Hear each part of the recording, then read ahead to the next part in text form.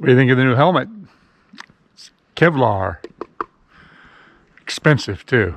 I told Jorge, I said, why don't you look in the catalog and order a new helmet? $200 he wanted for this. So, yeah, what the hell, I got it for him. It's comfortable. I like it. I don't know if it's any better, but sure is light. So what kind of videos do you guys like to see? I'm primarily educational videos. You know that. I'm trying to teach you something about trees and tree care. But I know a lot of you guys come here because you want to see something exciting. You want to see something bold. You want to see something dangerous. You want to see somebody get hurt. No, not really. Well, today I'm going to show you some fun stuff. We got a big tree we're going to drop, so let's go check it out.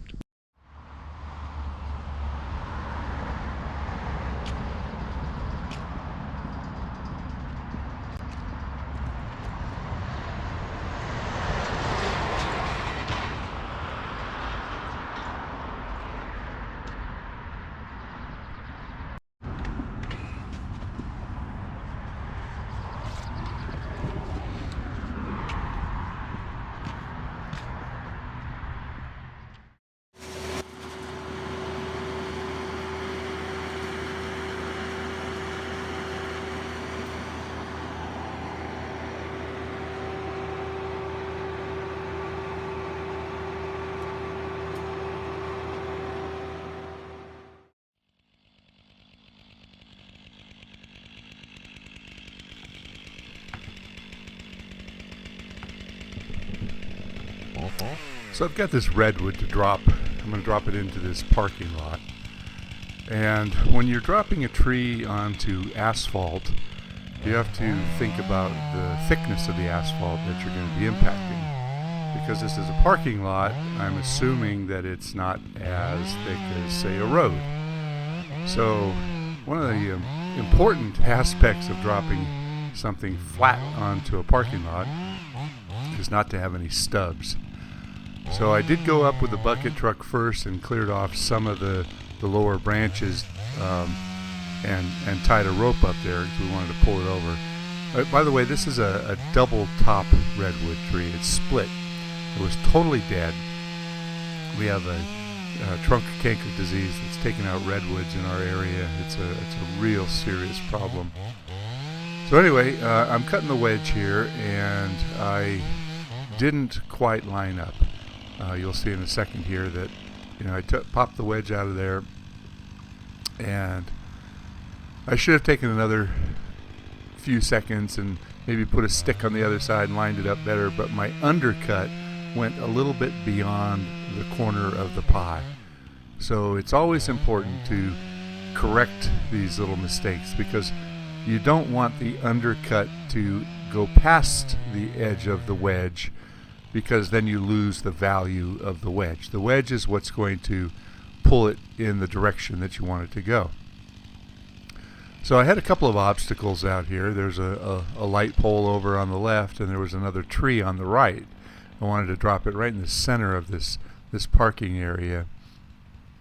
And when I got down on this side, I realized I still had to do a little bit more adjustment because I cut my wedge and it looks like it's going to pull it a little bit to the right, and I didn't want that. I didn't want to hit the tree, so I recut the wedge.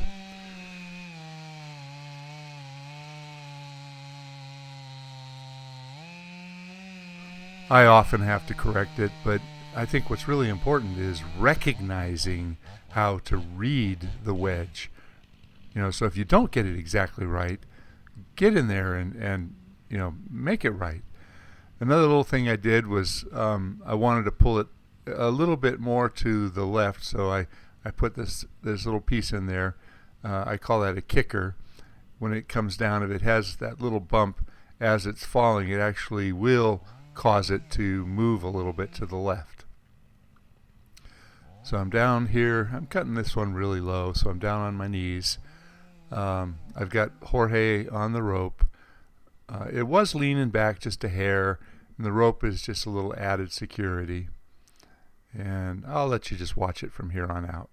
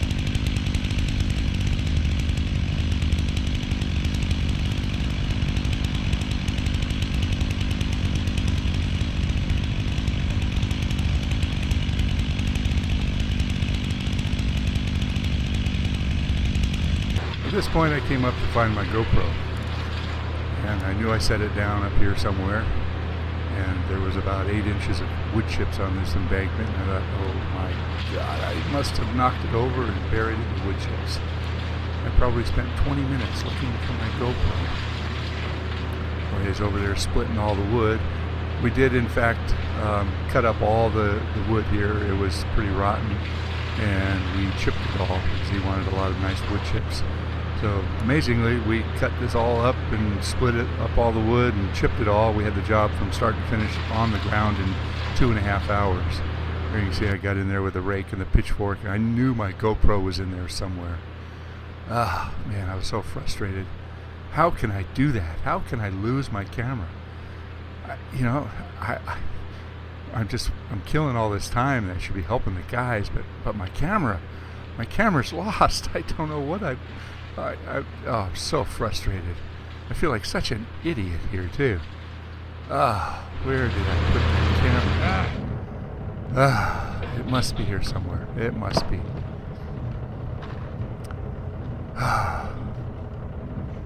I'm thinking to myself, would I pay about $800 for that camera? Now I feel like a complete and total idiot. Found it.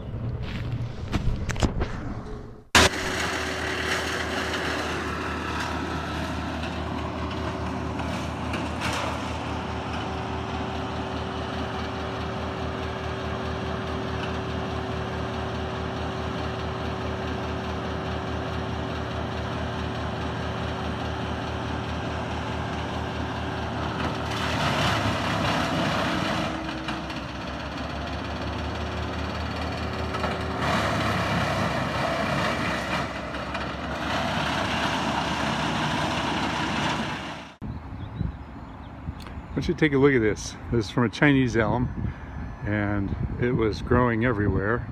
I cut it off.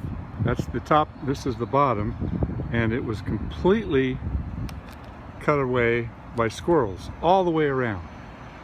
Why is it leafing out? It was leafing out all the way above here too. And here's a removal that we've got for tomorrow. This is a liquid amber, and there is a trunk canker disease that I cannot identify, but it is killing the liquid ambers. And if you look at the leaves, you can see that they are turning very pale, and you can see the veins very thoroughly, and I see lots and lots of liquid ambers die from this, and there's enough of it on this tree that we condemned it. So we're going to have to cut up all that wood and dispose of it too. Thanks for watching.